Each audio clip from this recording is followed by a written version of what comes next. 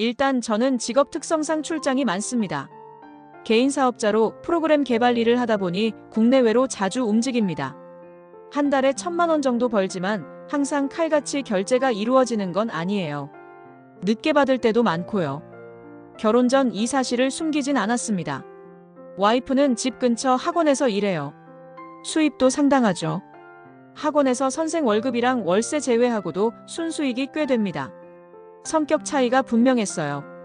전 묻어나고 대충 넘어가는 스타일인데 와이프는 피해도 안 주고 안 받으려는 예민한 성격입니다. 조금만 틀어져도 화를 크게 냅니다. 특히 화가 나면 쉽게 가라앉히지 못하죠. 저는 술, 담배 안 하고 그냥 게임만 합니다. 스타크래프트 몇 판 하는 정도인데요. 청소를 나중에 하고 게임부터 하니까 오빠는 왜 내가 싫어하는 걸 못 고쳐? 몇 번을 말해야 알아? 라는 말이 돌아옵니다. 그럴 때면 저도 변명 아닌 변명을 하게 되죠. 청소하잖아, 지금 말고 나중에. 이건 제 잘못입니다. 알아요. 반대로 와이프는 술을 즐겨요. 가족을 위해 희생하는 자기 자신에게 주는 보상이죠. 결혼 초엔 술 문제로 많이 싸웠어요.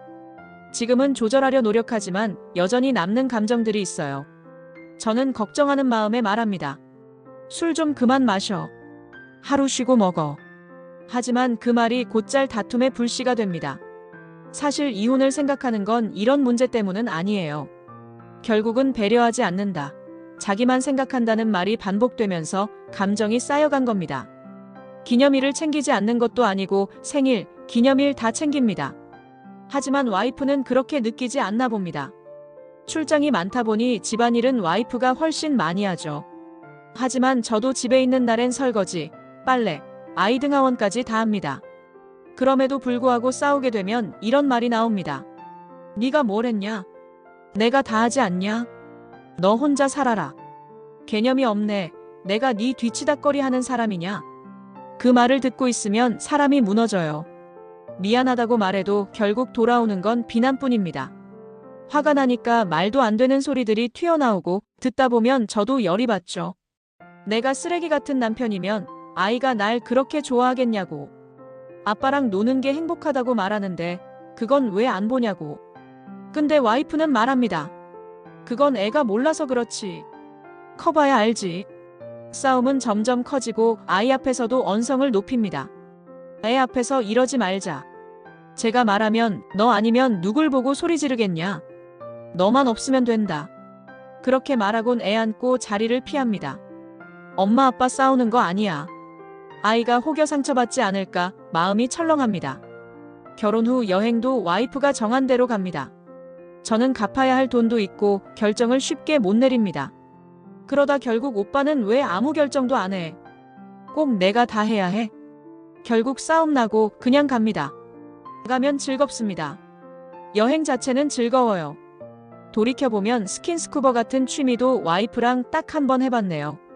와이프가 원하는 건 데이트다운 데이트, 근사한 식사였는데 전 그걸 회피했죠. 지금 생각하면 충분히 서운할 수 있었겠다 싶습니다.